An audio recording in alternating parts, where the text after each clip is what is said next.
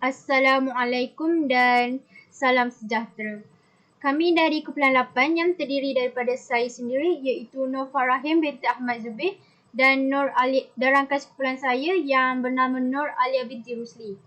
Pada hari ini kami ingin membentangkan kurikulum dalam pendidikan yang terdapat dalam subjek Falsafah dan Pendidikan di Malaysia, iaitu EDUP 3013. Terlebih dahulu saya ingin memberikan penghargaan kepada pensyarah saya yang telah mengajar subjek EDUP 3013 yang bernama Dr. Azizi bin Jaafar. Ini merupakan ahli kumpulan kami iaitu saya sendiri dan Nur Alia. Dan ini pula merupakan isi kandungan yang akan kami bincangkan sebentar lagi. Yang pertama ialah konsep kurikulum dan yang kedua jenis kurikulum dan yang ketiga faktor yang mempengaruhi perubahan kurikulum dan yang keempat peranan dalam pelaksanaan kurikulum.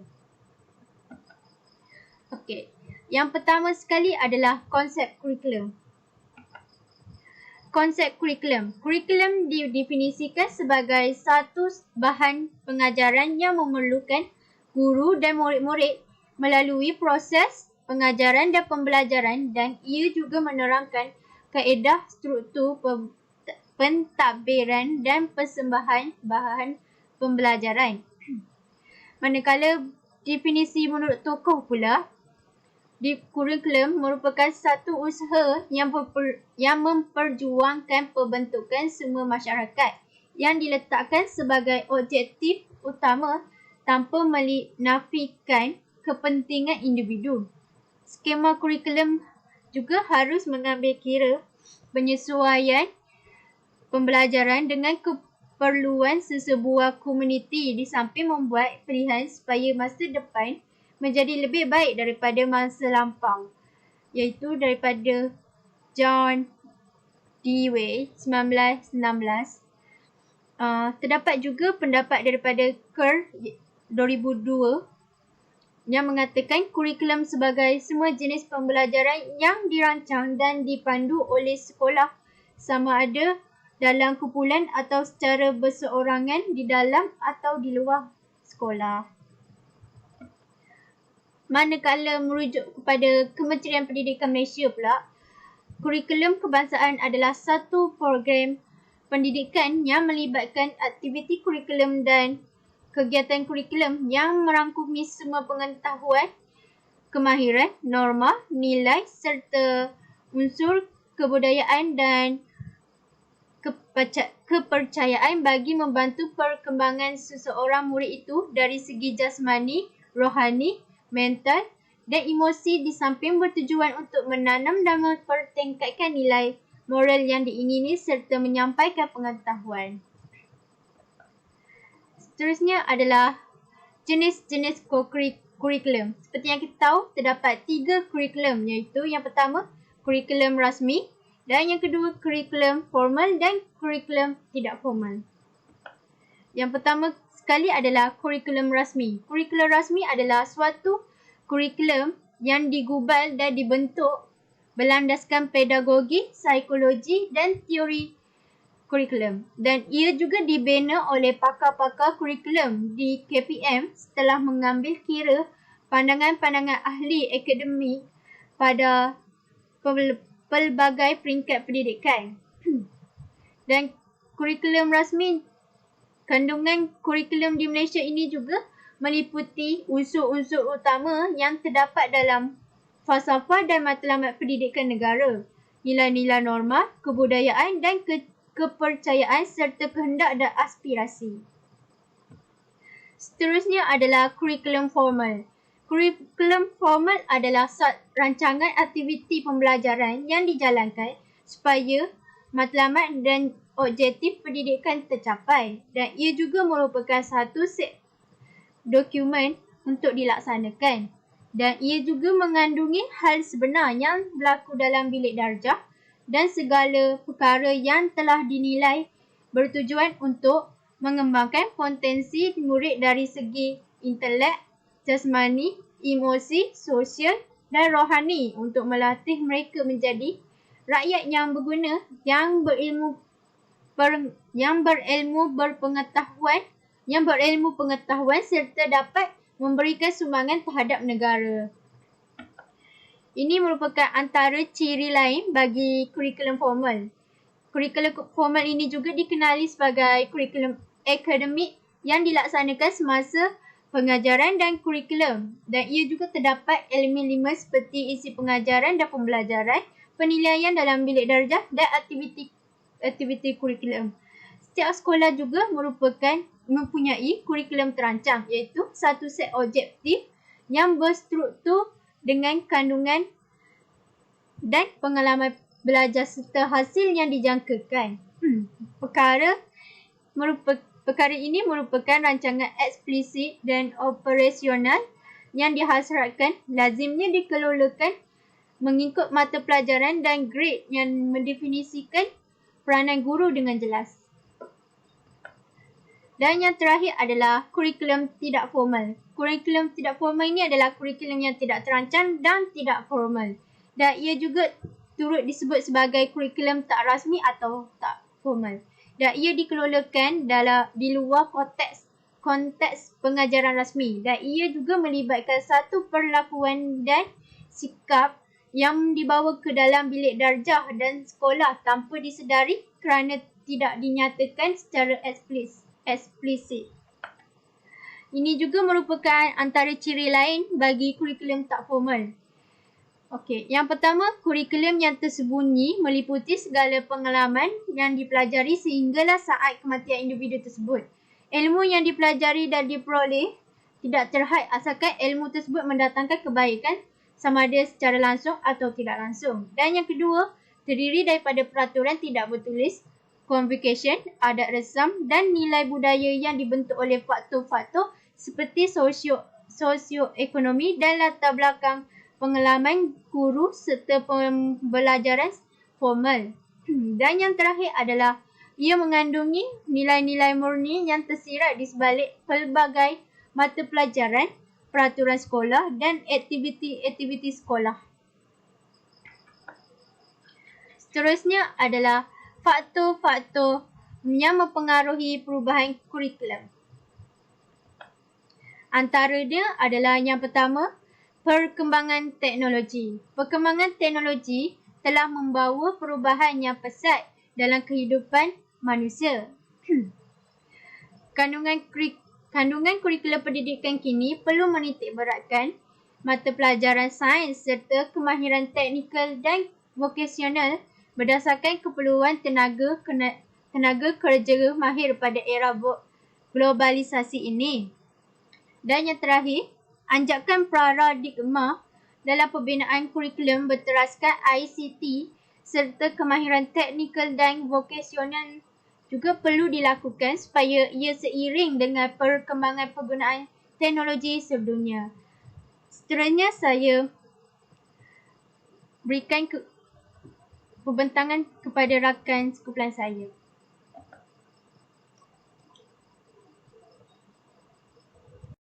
Saya akan menyambung pembentangan itu tadi. Seterusnya, yang kedua berkaitan dengan keperluan semasa atau keselamatan. Okey, perubahan kurikulum sebagai contoh daripada KBSR kepada KSSR adalah kerana demi mematuhi keperluan semasa. Ini bagi membantu para pelajar yang dihasilkan untuk menjadi warga negara yang bukan sahaja berilmu, malah berkemahiran tinggi bagi menyaingi penduduk global yang lain. Kerajaan juga tidak mahu rakyat ketinggalan dan tidak mempunyai pengetahuan terkini. Sebagai contoh, kemahiran menggunakan teknologi. Para pelajar boleh mendapatkan maklumat di luar rangkuman bilik darjah, malah maupun bukan sekadar di luar rangkuman bilik darjah, malah di sekolah berkaitan maklumat yang terkini. Walaupun begitu, guru haruslah membantu dengan membimbing pelajar-pelajar untuk memilih maklumat yang sesuai. Yang ketiga berkaitan dengan dasar kerajaan. Perubahan kurikulum harus berubah seiring dengan dasar kerajaan yang ditampilkan oleh kerajaan. Ini untuk mengekalkan pertindihan misi dan visi negara dan pendidikan negara. Sebagai contoh, KSSR ni diwujudkan dan ditambahkan dengan elemen keempat iaitu menakul adalah selari dengan dasar kerajaan untuk melahirkan masyarakat Malaysia yang mempunyai minda kelas pertama, mempunyai nilai murni di samping kecanggihan teknologi global. Yang keempat, budaya masyarakat. Budaya masyarakat berkaitan dengan perubahan kurikulum juga disebabkan dengan perubahan budaya masyarakat mengikut masa. Sebagai contoh, bagi mengekalkan perpaduan dan keharmonian masyarakat, kurikulum juga perlu menekankan aspek seperti ini. Sebagai contoh, yang pertama, menghormati kaum, bangsa dan agama yang lain. Dengan adanya sikap bertolak ansur dan mempunyai nilai-nilai murni ini, ianya dapat membentuk imej negara Malaysia yang majmuk dan boleh menjadi contoh kepada negara lain. Seterusnya saya akan membincangkan berkaitan dengan peranan guru dalam pelaksanaan kurikulum. Okey, yang pertama, peranan guru sebagai pentaksir. Memahami dan menghargai falsafah pendidikan kebangsaan dan matlamat pendidikan. Yang kedua, mentafsir sukatan. Yang ketiga, memindahkan maklumat objektif dan domain yang terpilih sesuai dengan keperluan. Sebagai contoh, untuk menyediakan suatu rancangan kerja yang berkesan, guru haruslah terlebih dahulu membaca dan mentafsir perkara yang penting seperti objektif, unit pembelajaran, kemahiran, aktiviti pengajaran dan pembelajaran, strategi dan bahan sumber. Contoh-contoh tersebut perlulah mengikut yang ditetapkan bagi mata pelajaran berkenaan. Yang kedua, peranan guru sebagai perancang. Perancang kurikulum merupakan suatu program yang disediakan oleh guru berdasarkan sukatan pelajaran bagi sesuatu mata pelajaran yang akan diajarkan. Tujuan menyediakan rancangan kerja ini adalah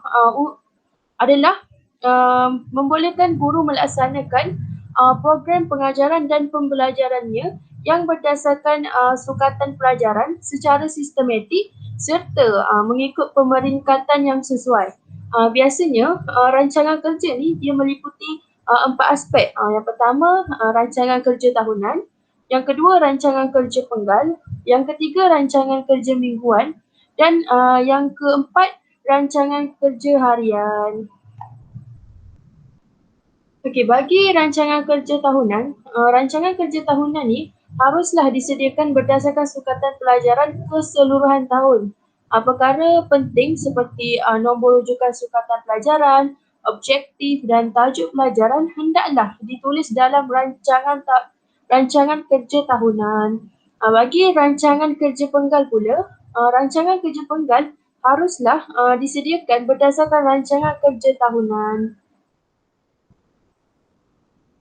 Semasa menyediakan rancangan kerja penggal ni, perkara yang harus dipertimbangkan adalah yang pertama, harus mengandungi butir-butir penting seperti topik pelajaran, kemahiran, penilaian nilai serta strategi pengajaran dan pembelajaran.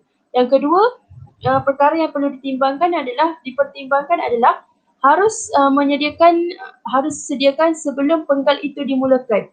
Maksudnya rancangan kerja penggal ni harus disediakan sebelum penggal itu bermula.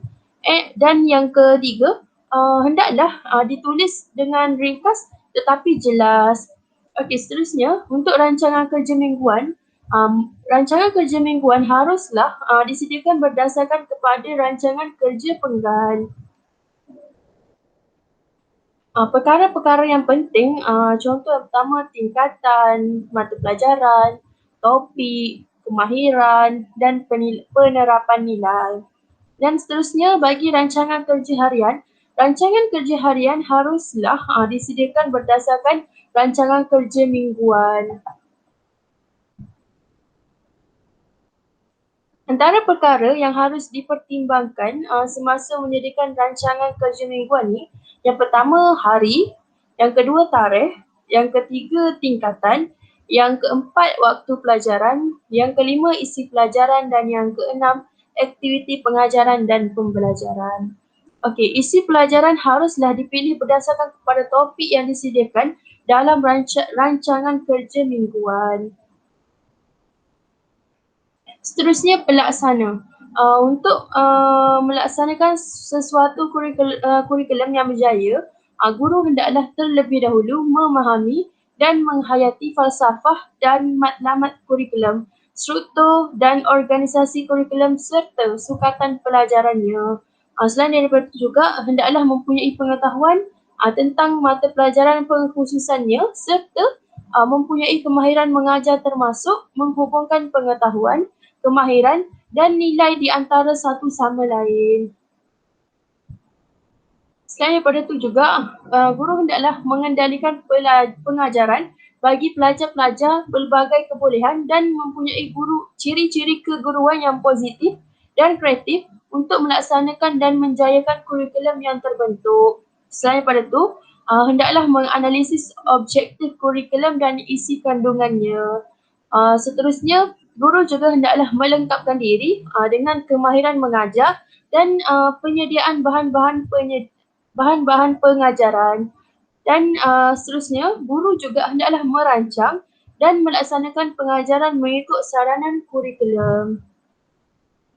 Selain daripada itu juga, guru hendaklah membuat penilaian untuk mengenal pasti kelemahan. Ini bertujuan untuk meningkatkan keberkesanan dalam pelaksanaan kurikulum dengan membuat pengubahsuaian dalam rancangan mengajar. Setelah rancangan pembelajaran diselesai dan disusun, maka tugas guru yang seterusnya adalah melaksanakan apa yang telah dirancang. Untuk memastikan rancangan pembelajaran yang telah disusun dapat berjalan secara berkesan, guru hendaklah mengembangkan rancangan pembelajaran dan memerhatikan kejadian spontan yang ditunjukkan oleh anak murid terhadap bahan yang dipelajari. Guru juga boleh melaksanakan penilaian terhadap minat dan pemahaman anak murid mengenai tema tersebut dengan menggunakan pemerhatian, temu bual, perbincangan kumpulan atau hasil kerjanya. Guru selain pada itu juga, guru boleh membantu anak murid untuk memahami tentang isi dan proses kegiatan pembelajaran. Selain daripada itu juga, guru hendaklah menjalankan perbincangan dengan anak murid tentang hal-hal yang berkaitan dengan tema supaya dapat mengetahui sejauh manakah pemahaman anak murid tersebut terhadap pembelajaran hari tersebut. Guru juga boleh membantu dan mendorong anak murid untuk meningkatkan rasa ingin tahu tentang sesuatu perkara yang dipelajari dengan secara bersoal jawab. Selain daripada itu juga, guru hendaklah mengadakan kerjasama dengan keluarga secara tindak balas mengenai aktiviti pembelajaran yang telah dijalankan. Secara kesimpulannya, kurikulum adalah satu perkara yang penting yang perlu dilaksanakan dalam pendidikan untuk dijadikan sebagai satu peta jalan atau lebih dikatakan kepada satu panduan pendidikan kepada semua guru dalam proses pembelajaran dan pengajaran. Oleh itu, pentingnya peranan guru dalam pelaksanaan kurikulum ini untuk merealisasikan apa yang diinginkan dalam matlamat pendidikan yang telah ditetapkan. Okey, ini rujukan yang kami buat sepanjang melaksanakan bahan pembentangan ini. Itu sahaja daripada kami. Sekian, terima kasih. Kami bangga menjadi guru.